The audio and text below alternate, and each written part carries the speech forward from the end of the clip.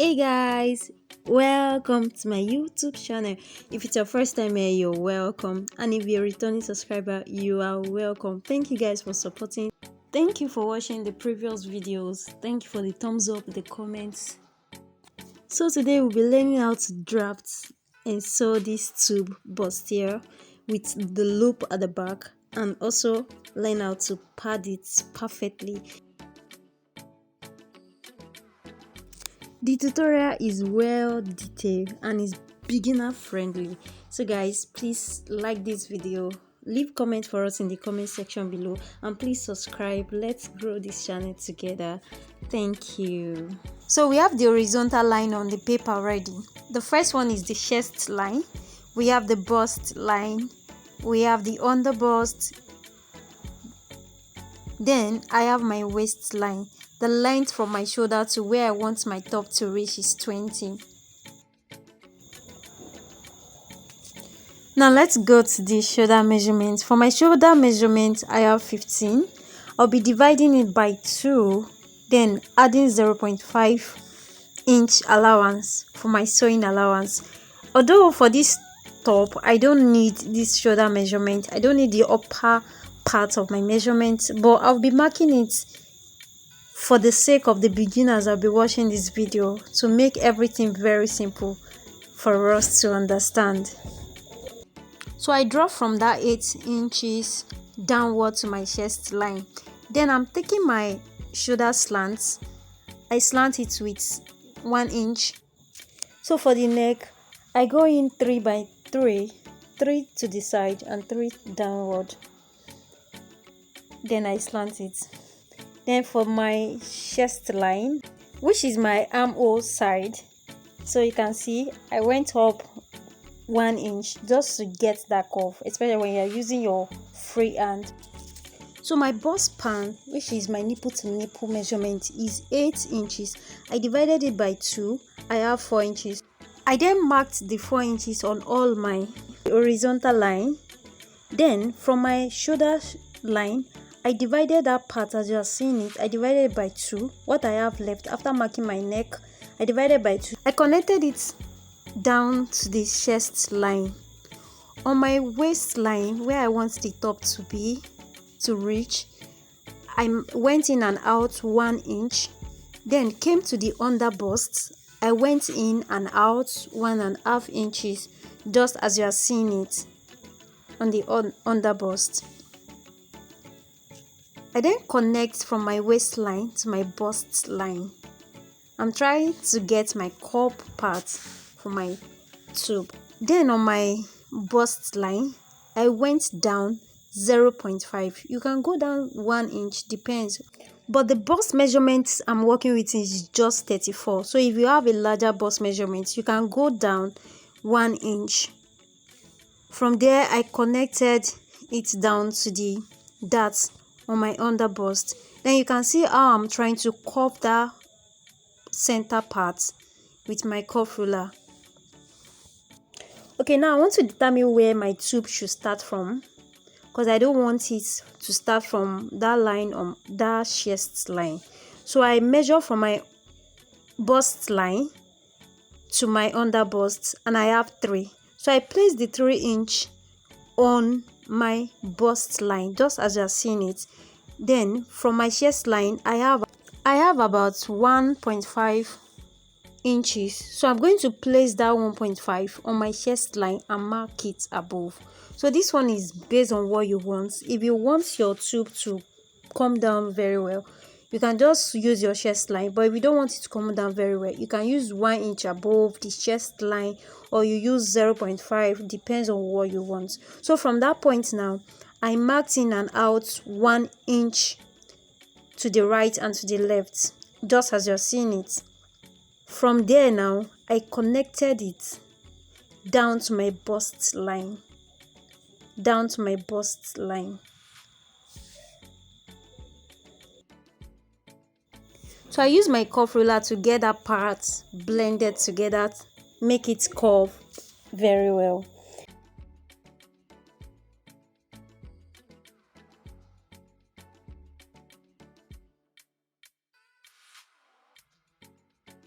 You can as well use your curve ruler to blend all those joints together. Now I'm trying to determine my neck shape. I used to use sweetheart neck. So I went down 0.5 from my chest line, just as you're seeing it. 0.5 from my chest line. This one determines on what you want, how deep you want your sweetheart to be. So I went down 0.5. Now I'm going to connect from that 0.5 down to my chest line, just as you're seeing it. Please give this video a thumbs up and please subscribe to this channel for more videos. Thank you.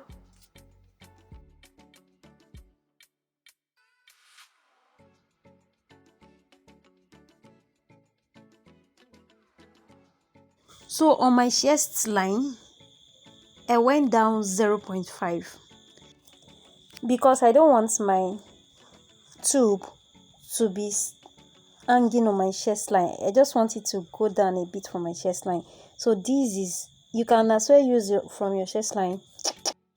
So now I'll go ahead to take my circumference measurements on my paper pattern. So for my bust, I have 34. I'll go ahead to divide it by 4. I have 8.5. But before I will mark it on my paper pattern, remember we are going to add our allowance, and all these dots, I'm going to cut it out so it's off the measurement already. So I'm going to be adding it back to the measurement before I mark it. Then I'll also include my sewing allowance and the May allowance. So now for the chest line, I have 1.5 for the darts, which I'm going to be cutting out. So I will add the 1.5 to my 8.5. So I have 10 inches. Then you can see I marked the 10 inches. But remember, I'm going to add my sewing allowance and the May allowance. So for my sewing allowance, I'll do sewing allowance and 1 inch for my main allowance. That is 1.5 plus the 10 I have already. That is 11.5. So on my chest line, I marked 11.5 inches. The same thing I'm doing too on the bust, under bust. My under bust is 28. 28 divided by 4, I have 7. I calculated what I have on my under bust, the dart I'm going to be cutting off, which is 2. I added the 2 back to my measurement, which is 9. 9 plus 1.5 allowance that I need.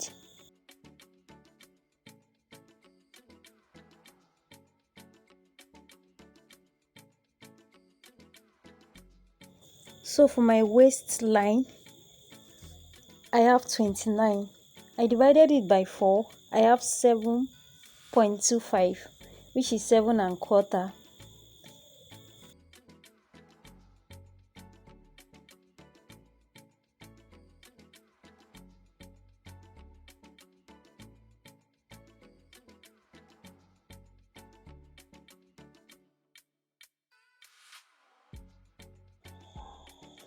So I went ahead to calculate the darts I have for my waistline, which is 2. So I added the 2 to my 7.25. Adding the 2, again I added my 1.5 allowance to it. I then connect all the points I already marked down from my chest line down to my waistline together. So I went ahead to cut out my pattern.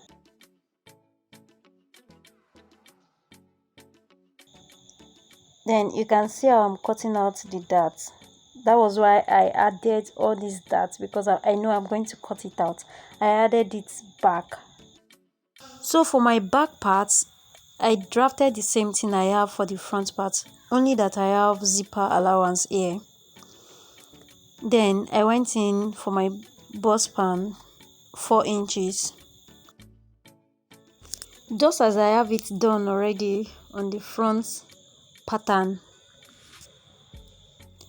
So for the darts for our back pattern, my underbust I went in and out 0.5, waistline I went in and out 1 inches, then I connected it just as you are seeing.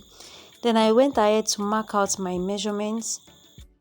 Remember to add the dart measurements back, and don't forget to add up your sewing and the main allowance.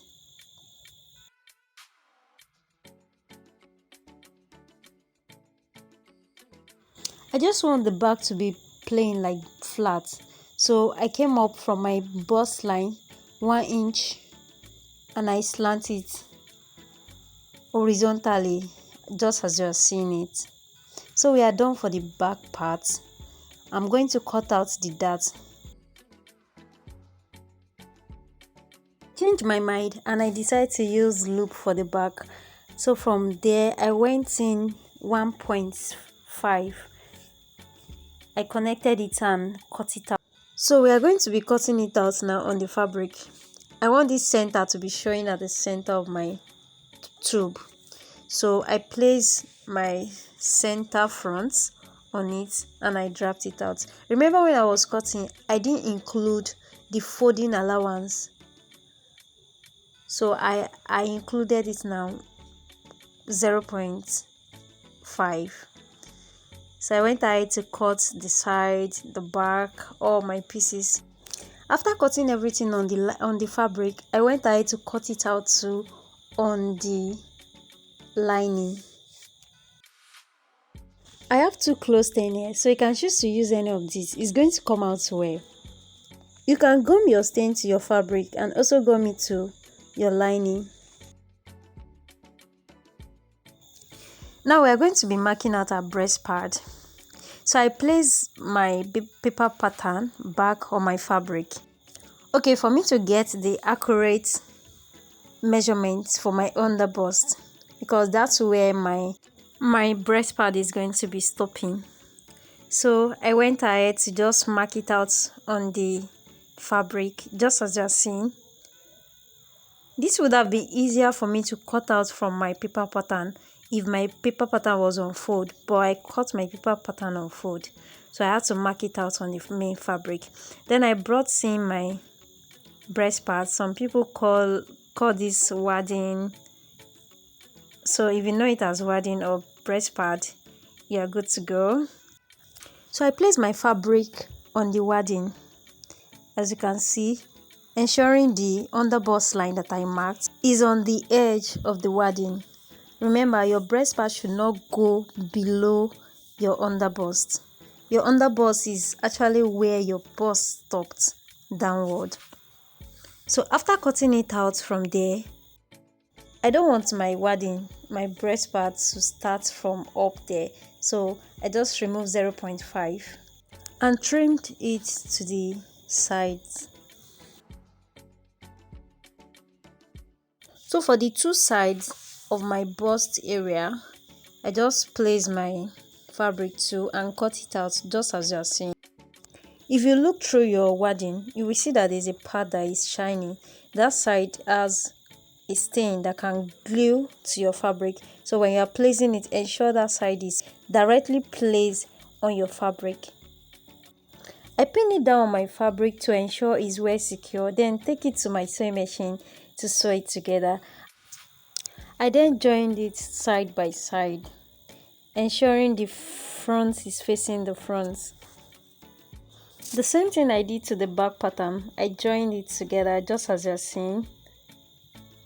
Then I did the same on the lining. So after I joined my front pattern, this is optional. You can place your hemi gum between your wadding and your fabric, and then give it an impressive ironing. To mark out my measurement, exact measurement on my fabric. So I place the back part on the front part just as you are seeing it. I secured it with pin. Then taking my measurements, my bell's measurements, remember 34. This time around I'm going to be dividing it by 2, not by 4 again. I will do the same to all my circumference measurements. Then I marked it out and I will go ahead and sew it. So for my loop I'll be using this ribbon. So I went ahead to sew it on my machine. So if you like this pattern I'm using to sew my ribbon, you can just wash and use the same pattern, first securing it with pin and then folding it up to stitch it straight.